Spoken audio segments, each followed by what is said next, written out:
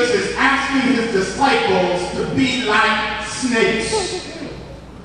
He's also asking them to be as innocent as doves. In contrast to sheep, wolves will get you. They are cunning. But let's take a look at what Jesus meant when he said he wanted them to be as wise as serpents. Do you understand what a serpent does? First of all, he said, I want you to be shrewd.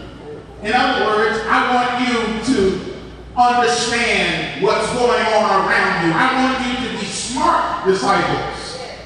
Let us look at the characteristics of a snake. First of all, a snake is deaf to the sounds that travel through the air.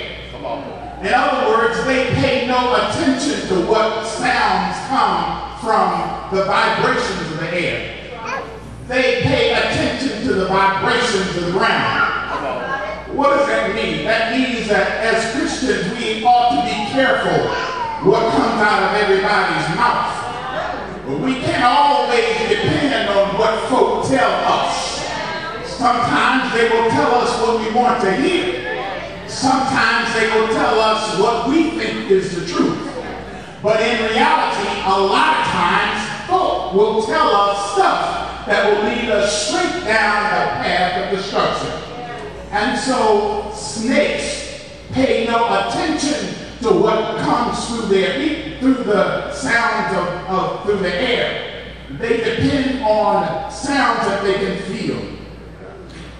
Snakes, because they use their eyes all the time, they are always attentive. If you watch a snake carefully, it cannot close its eyes. Its eyes are always open, even when it's asleep. Any sudden movement will alert the snake. Thus the snake is never drunken or stupefied in his awareness.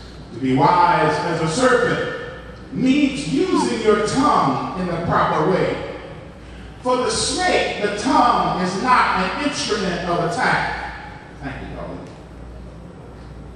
The tongue is not an instrument of attack. The snake's tongue is not an offensive weapon to him, nor is it an instrument of information. But the snake uses its tongue to detect smells. It picks up smells or objects with its tongue. Then it puts it in the cavity of its mouth that sends the information to its brain. What does that mean? That simply means to me that when a snake gets some information, he checks it out carefully before he begins to act on it. The Bible also says that the disciples should be as wise as serpents. A snake is not boastful. That is, it does not give up its location. I heard a story on the television the other day of a lady who went into her laundry room, opened up her washing machine, and lo and behold, there was a snake in the washing machine. When we moved out to the desert and bought our home, one of the things that the realtor told us is, and you all have to watch out for snakes in the summertime, because snakes can find their way into your house and you will never know it. And in this hot weather, in certain parts of the region, snakes will slither in and be quiet. They have a way of not giving up their location. And sometimes we must be able to conceal our intention.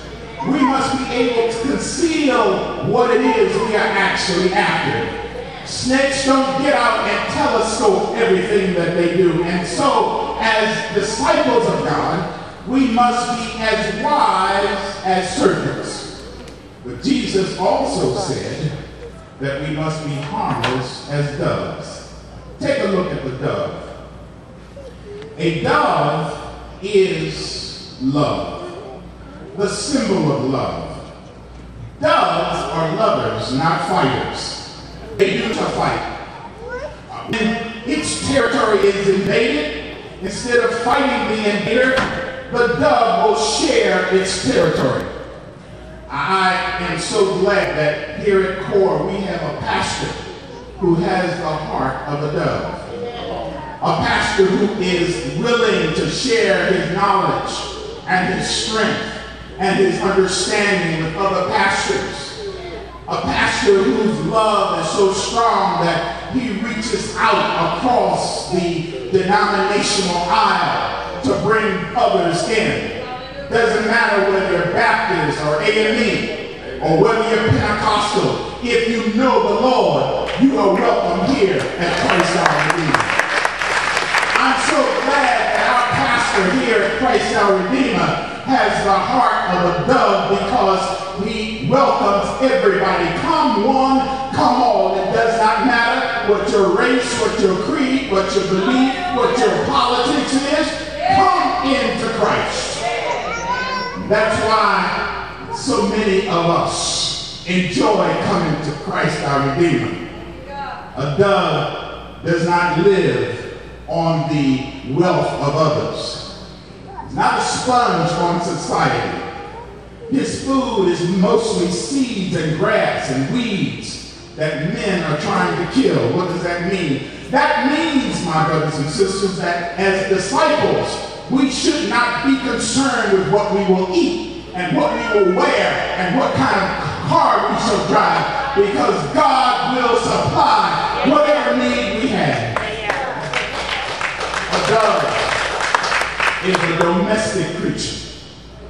A dove is happily in a domestic life. He's satisfied with his own mate for life. He will whistle and court her. If you ever watch doves, doves have this mating ritual where they will court one another. He will help rear the children. I saw a special on Discovery Channel once where the male dove will actually nest on the eggs. And when those eggs hatch, the male dove will actually take care of their children.